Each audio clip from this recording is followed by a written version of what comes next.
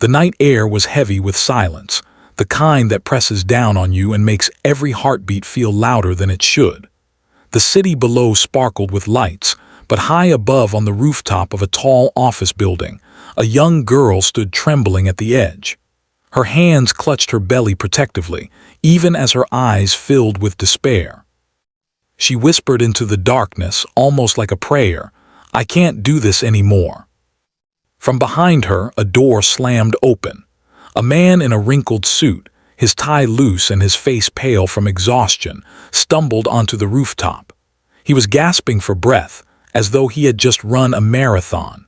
His name was Arman, once the proud CEO of a rising company, now a man struggling to keep both his business and his sanity afloat. When his eyes landed on her, standing so close to the edge, he froze. "Don't jump," he pleaded, his voice cracking. The girl stiffened, glancing back at him, her face streaked with tears. "Stay away, you don't understand. No one does." Arman raised his hand slowly, careful not to startle her. He took a cautious step closer, his shoes scraping softly against the rooftop gravel. "Maybe I don't," he admitted, "but I know what it feels like to stand on the edge and think there's nothing left worth holding on to. Believe me, I know." She shook her head violently. "You're lying. You look like someone who has everything. A nice suit, a job in that shiny building. You don't know what it's like to lose everything." Arman let out a bitter laugh, one that sounded more like pain than humor. "Everything," he pointed at his chest. "I've lost almost everything already. My company is collapsing. I've got debts higher than this building. My wife left me 6 months ago, said she couldn't handle the mess I'd become. And I can barely sleep at night without wondering if tomorrow is even worth waking up to. Does that sound like someone who has everything?" The girl blinked at him, startled. Her grip on the edge loosened ever so slightly. Arman took another step forward, his voice softer now. "But you," he pointed gently toward her stomach, "you're carrying a life inside you, someone who hasn't even seen this world yet, someone who might grow up to laugh, to love, to change everything. If you jump, you're not just ending your pain, you're ending theirs before they even get a chance." Her lips trembled and she turned her face away, staring down at the dizzying drop. "You don't know what it's like, to be abandoned, to be told you're worthless. The baby's father left the moment I told him I was pregnant. My parents slammed the door in my face. I have no money, no home, no one who cares if I live or die. This," she glanced down again, "this feels like the only way out." Arman's chest tightened. He knew that kind of loneliness all too well, the kind that eats you alive in the middle of the night. "Listen," he said firmly, forcing strength into his voice even though his own heart was breaking. "You're right. I don't know exactly what you've been through, but I know what it feels like when everyone walks away. I know what it feels like when the world tells you you're not enough. And I also know that sometimes a stranger can show you that your story isn't over yet." He extended his hand toward her. "Please, take my hand. Don't make a choice tonight that you can never undo." For a long, breathless moment, the world seemed to hold still. The girl stared at him, her eyes wide and filled with fear. Then, with a sob that shook her whole body, she reached out and clutched his hand. Arman pulled her back from the ledge, wrapping his arms around her as she collapsed against him, crying into his chest. His own eyes stung with tears, but he held her tightly, as if letting go meant both of them would fall. They stayed like that for several minutes, two broken souls clinging to each other on a rooftop where life could have ended but didn't. Finally, when her sobs began to soften, he asked gently, "What's your name?" "Alia," she whispered. "Well, Alia," he said with a shaky smile, "tonight you and your baby get a second chance. And maybe so do I." The next morning, Arman sat across from Alia in a small cafe near the office. She wore borrowed clothes from his office assistant, her hair tied back simply, her eyes still swollen but calmer than the night before.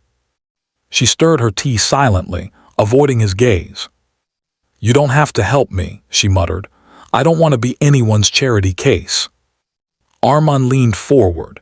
"This isn't charity. This is Maybe the first time in a long time I feel like I can actually do something right." He sighed, rubbing his temples. "My life's a mess, Alia, but if saving you means I can finally stop thinking of myself as a failure, then maybe we both win." Her eyes flickered to his, filled with both suspicion and something softer. "Why would you even care about me?" He paused, thinking. Then he said, "Because last night I saw myself in you, and if someone had reached out to me when I was at my lowest, maybe things wouldn't have gotten this bad.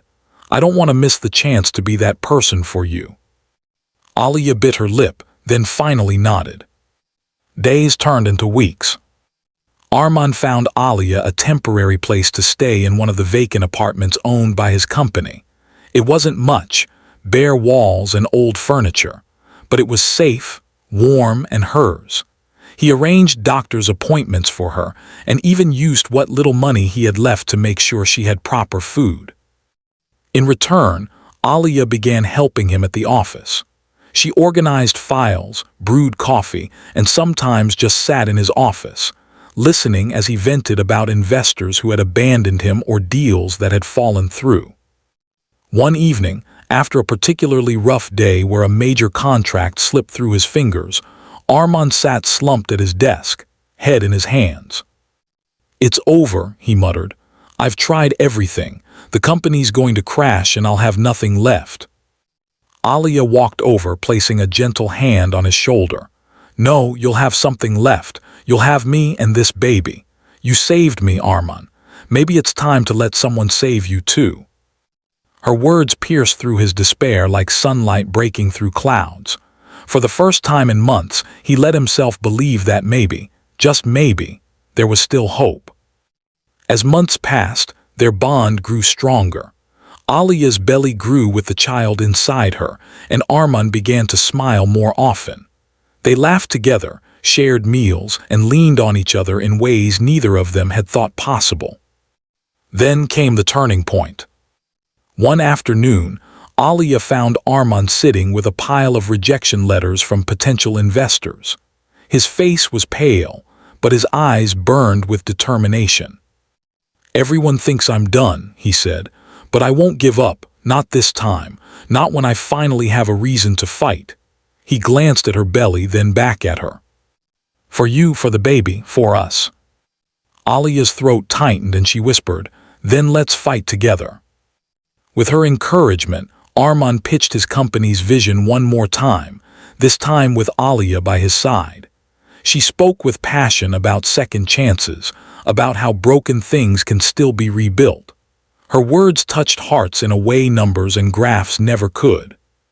And for the first time in years, an investor said yes. The company slowly began to recover, but more importantly, Arman and Alia found themselves recovering too.